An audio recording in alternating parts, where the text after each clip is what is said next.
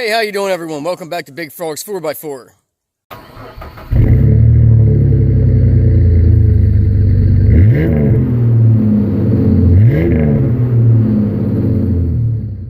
Today I'm going to talk to you about the custom-built trailer.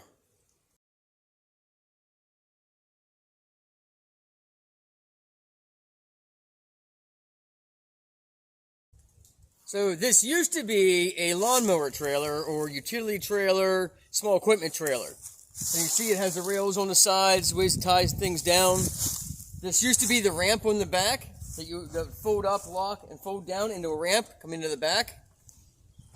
Obviously, I did some modifications, put some aluminum boxes and some raised arms on it, lift arms on it. Painted the wheels black, kept the caps chrome.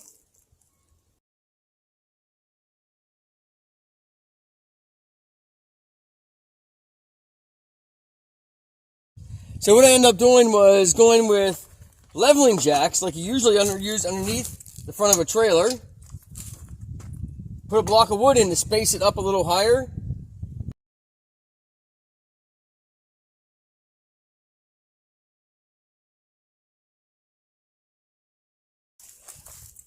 So what I ended up doing was getting a 3/4 inch nut driver bits that fit, are made for running these up and down. Tack welded into a piece of steering rod from a automobile. So this is the piece that goes from the steering wheel down to your gearbox, or we run down to your rack and pinion, whatever. So this has a slip joint in here that is splined so that this doesn't turn, but it allows this shaft here to have some movement in and out without breaking any welds. That way, as these spin, to raise one side up, and then I have the same side on the other side, and I have to raise it up a little bit at a time on each side. It allows movement between the two jacks. I also welded a piece of solid steel tubing then onto that steering shaft, and then welded that onto the screw part of the front of the rear lift. So it's the nut on the other end. And to keep this from sliding off, I just put a hose clamp here that keeps this from working back, but there's a little bit of play back and forth to make up for that movement in between.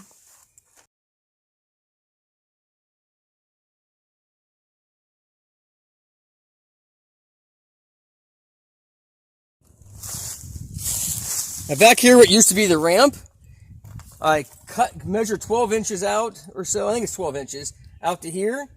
Cut each of the angles all the way across. Put jack stands underneath these. Oh, I'm sorry, I put jack stand underneath this end. Then I basically just stood on this and bounced up and down until these bars started to bend. Then these pieces here are actually off of an old folding sofa that I bolted on, and they are able to pivot. So I can release the handle, and then these can move if I need them to, and that'll lower the gate down. I put some tie downs here in case I needed them for anything. This bar is welded on to here and here so that it supports this from bending back and forth, obviously. The spare tire is actually held on by the Jeep Cherokee spare tire holder. I bent the rod more straight, put it through an old large washer, and then on the other side is the large nut and round ball like you would use on the Jeep Cherokee in the back. You can see through there the ball.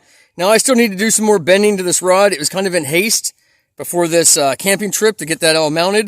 You can see it doesn't quite line up and it's not quite straight, but come around this side. Can't see the screen. Now you can see the piece that would be for the Cherokee to put a spare tire in the back.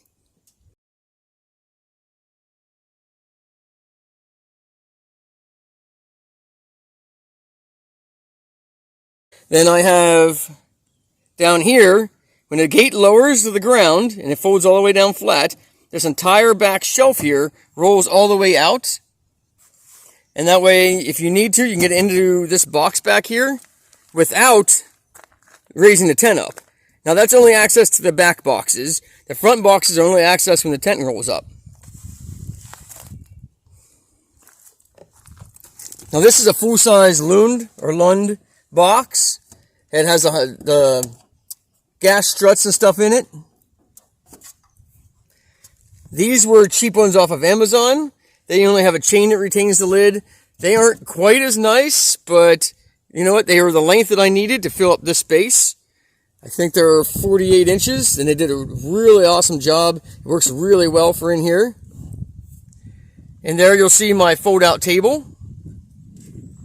And again, I have another steering shaft back here. That this one was longer. And these are just out of junk cars that I had.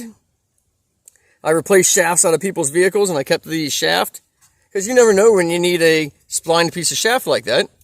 And this one doesn't use splines, it uses the flat edges that go. And once again, a clamp on there, just to keep this from working all the way off, and keeping that from falling off on the other end. Come around here to the front. These boxes are raised up to the same height as the Lund box, and that gives me storage for wood blocks and my wheel chocks and stuff underneath here. Oh, a piece of plywood. This I just threw in here just while we were going and camping. If we parked somewhere, people couldn't see inside as easy. So I kind of just painted that black quick and threw it in there. This isn't normally in here. I might put a piece of aluminum or something across. I might put a piece of aluminum or something across here eventually that I can fold down like a door to keep, well, some from the weather and people from being able to see inside and see what's inside of there. Here is my stand for my table. It's just a receiver tube and a square piece of tubing that is bolted onto this table. And then I have supports for the front corners that come down and rest right in here. And they come up to each corner of the table, and that supports the front corners. Then I also put the regular leveling jacks on it, so when we get to the campground, we can keep the tent level.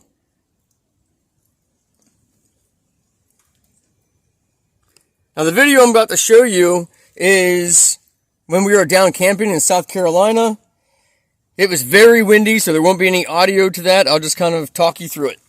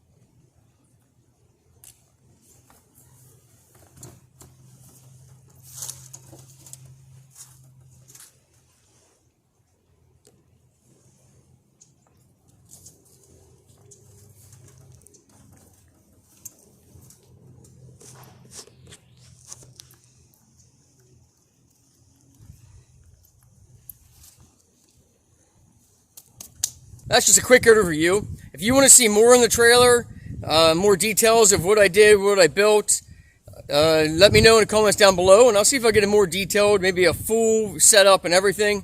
The whole trailer itself weighs about 1,100 pounds. When I weighed it initially, we had 2 Easy Up tents in it and a few extra of the camping gear that I was able to take out to lighten the weight. So it's somewhere probably between 1,000 to 1,100 pounds.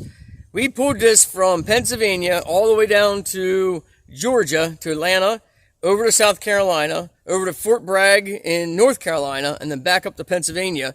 And we averaged about 32 miles to gallon in our Kia Niro. Now, keep in mind, the Niro is not rated to tow. It says towing is not recommended. But I found that it works really well.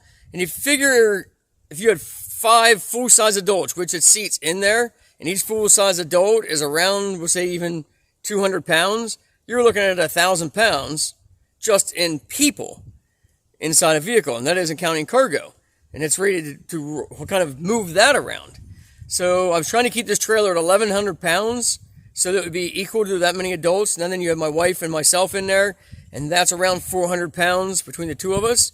But so we probably a little bit over that, but it did absolutely fabulous. Even driving up over the mountains to get down into Georgia, the hottest the transmission clutches got was 185. Didn't even throw a warning light on the dash of any kind. Once the clutches get to a overheated point, it'll actually warn you on the dash that the transmission or clutches are overheated or to overtemp.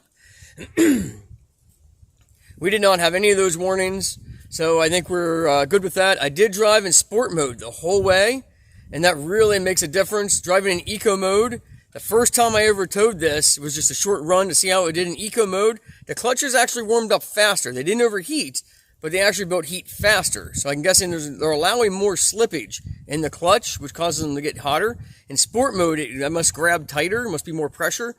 It did absolutely great. I had no problem climbing mountains, passing the tractor and trailers on the mountains. I did do the speed limit. Like the speed limit was 70, I'd do 70, 73 max. If it was 65, I did 65 to try to help my fuel efficiency the most. If speed limit's 70 and you're doing 70, people were on your butt the whole way. Nobody's driving 70, and I had people riding me the whole time. So to try to keep with traffic, it was 72, 73, without being a hindrance. There were probably people doing 90 in a 70. It's ridiculous, but hey, that's not the way I drive. So would I recommend towing this with a Kia Niro? I didn't have any issues, but if you want to keep a warranty on your car, probably not recommended. I'd say probably don't tow with it if you want to worry about the warranty. But then again, they do have to prove that what failed was because of something you did or were doing when it failed, rather than it was just a failure of the vehicle. So I'm going to leave that up to you. I didn't have any problems at all. It tows absolutely fabulous. It's a 2017 Niro Touring Edition. So if you have a non-Touring Edition, you may even get better than 32 miles per gallon, which we normally get 45, 47 around town and about 40 on the highway, because your gas engine runs more than the electrics. We get about 40 on the highway, but the car does great. Now, I have not done any long trips with the Jeep Cherokee yet. I just got done putting the 456 gears in the rear axle, so I'm still in the break-in period, so I'm not towing anything heavy with that. This was just to bring it down here in the woods and do this quick video and take it out on the road. Again, thanks for watching Big Frogs 4x4. Don't forget to like and subscribe. Hit that thumbs up if you liked the video. Thumbs up. And thanks for watching. And as always, God bless.